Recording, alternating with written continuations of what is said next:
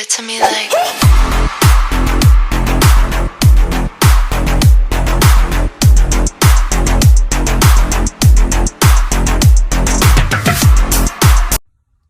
Alright guys, bent frame garage here. So I'm working on my 93 Jeep Cherokee.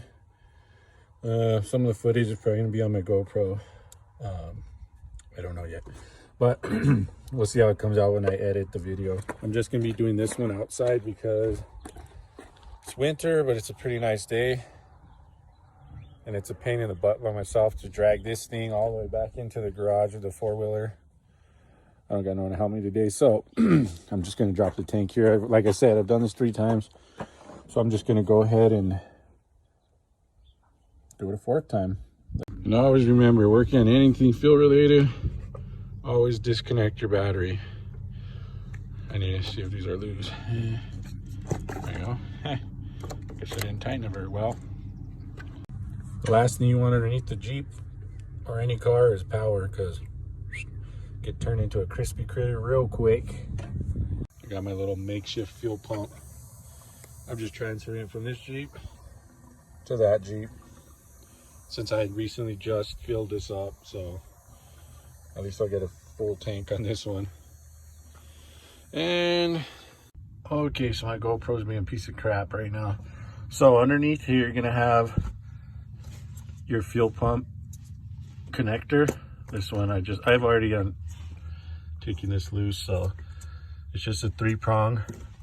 You can see it goes into the cab.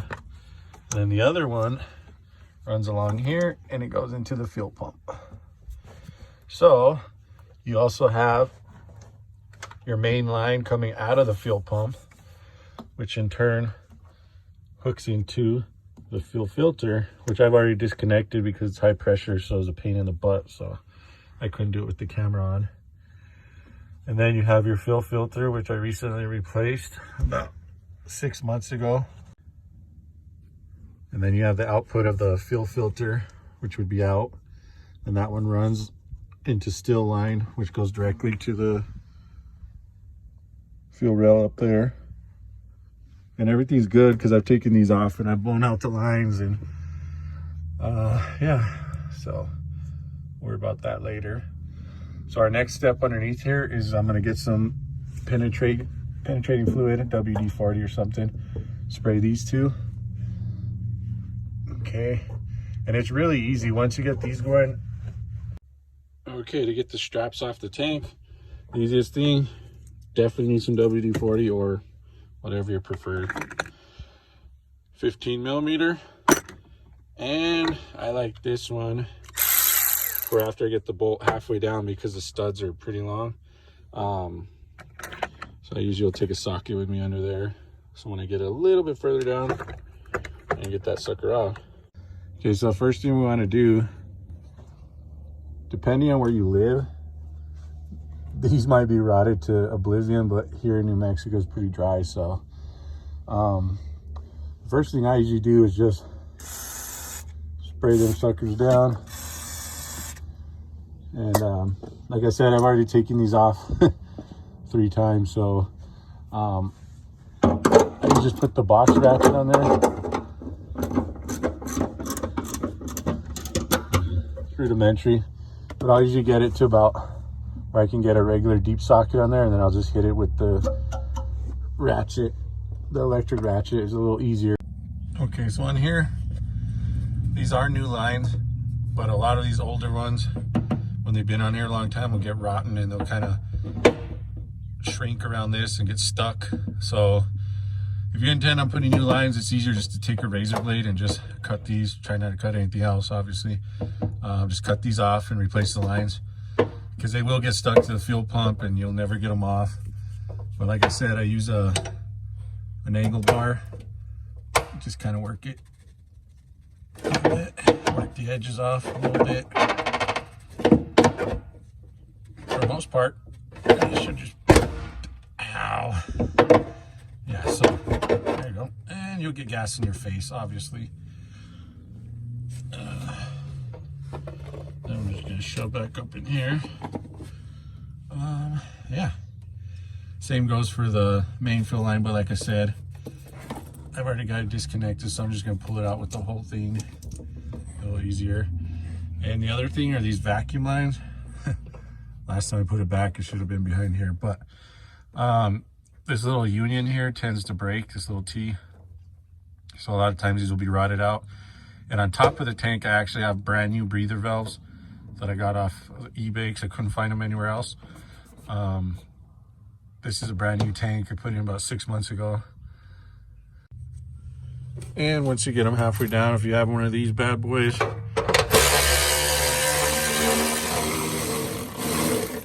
you don't need to take the bolt all the way off, just enough where you can twist, because those twist in here when you pick them up, they twist out, or they push up into that hole and they come out. So you don't really have to take the bolt all the way off, because these straps will just pop down once you get them with enough slack in them. Okay, so when you pick the tank up, you can pull up enough slack to these just pop right out. And well, now I'm being crushed, but that's fine. Okay, so whether or not, if you've done this before or your first time doing it, there's two hoses.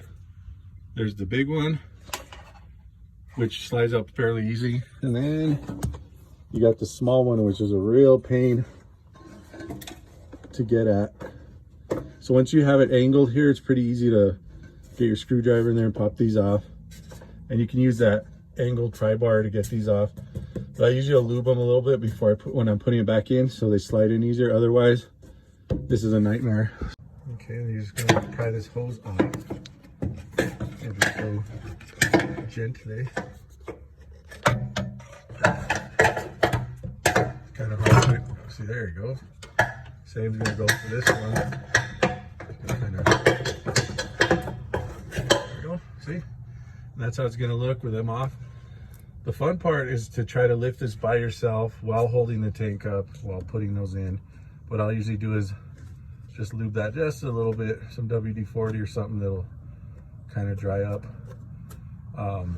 Because otherwise, if they're just like totally dry, you can have a nightmare putting them back in. Okay, so I went ahead and left the straps. As you can see, they kind of lock in there up top. Let me give you a better view of that. You angle them, and they lock in. I definitely, when I put the tank back in, I just leave them and just kind of work the tank around the tire here. Only reason is because I have a lift kit, so it's easy to get the tank in and out. But these straps can be a real menace when you're trying to put the tank back in. So I just leave them in place and kind of pull the tank back in front of them. That way the tank's already laying on top of them, and then you just pick it back up with the straps.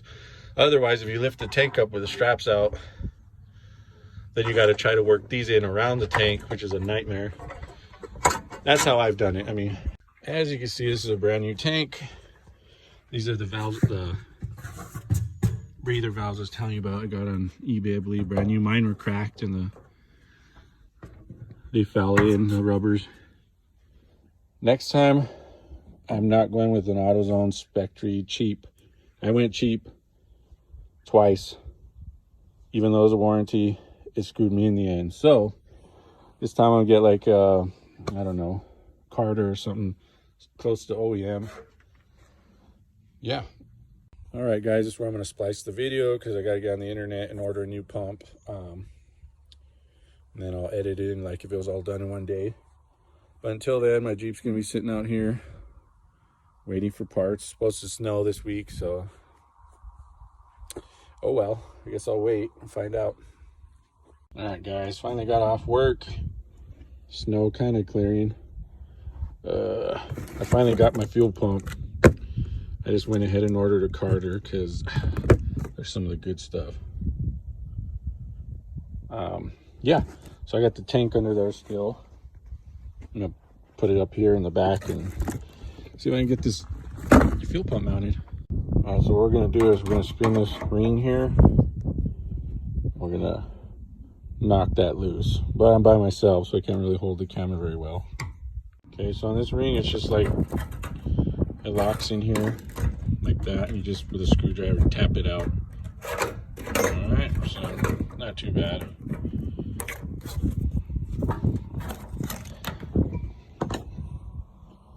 All right, and in that case, the fuel pump should just come right out of there. All right, guys, a little windy out here, but not too bad. So I took a little WD-40 and cleaned all the surface. Like I said, this was a brand new tank about 6 months ago, so it's cleaner than a whistle in there. I know they recommend using some kind of cleaner in there when it's an older tank, but I'm not gonna do any of that because I just want to get this on the road. Just a quick little show you how it's done video. So I'm a little disappointed. This is the old fuel pump, which you can see is pretty much brand new. In shipping, they broke off the filter. So this is one piece molded. I guess I'm gonna have to use this, and the screen looks really clean. I'm gonna take it off and see if it'll fit on the new pump. Highly disappointed.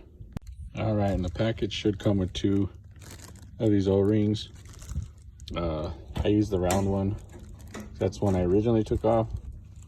I tried the square one time and it leaked gas everywhere, so make sure you put that on first, because I put the fuel pump in last time and I forgot it. Yeah, so don't be like me. This is fun.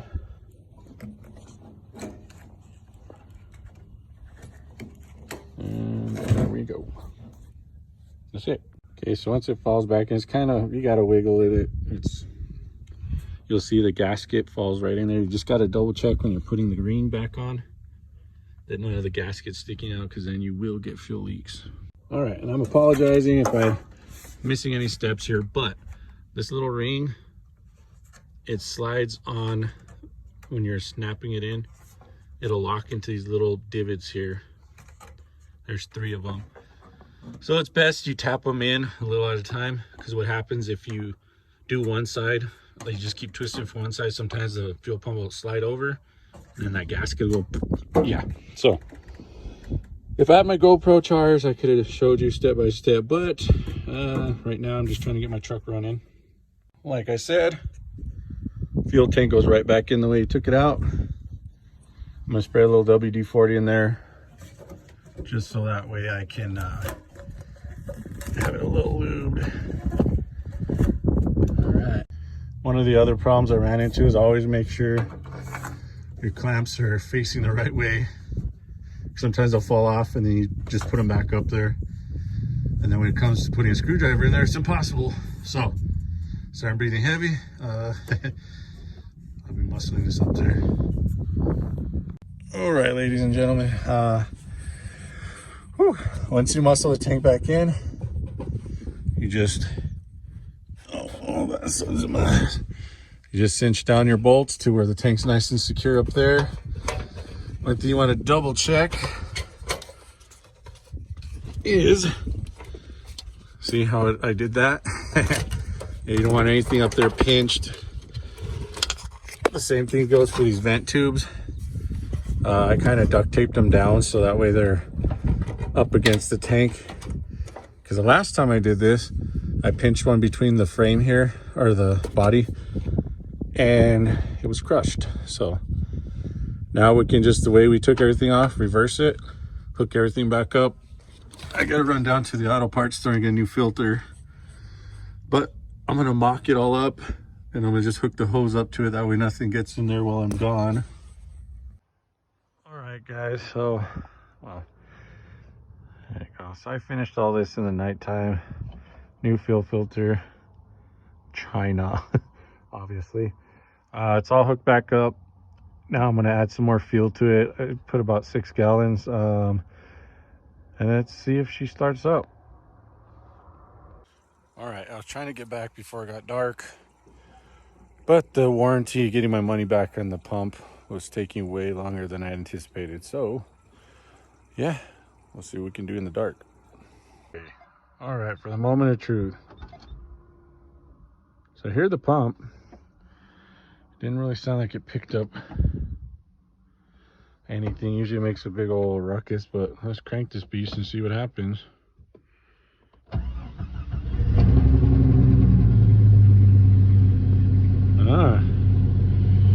have ignition, fellow Jeepers. All right, well, that pretty much wraps it up. So we got it running. I'm happy, man. This thing's been parked for like a week, 2 weeks, and it's my daily, other than my WJ. Yeah. All right, guys, we got her done.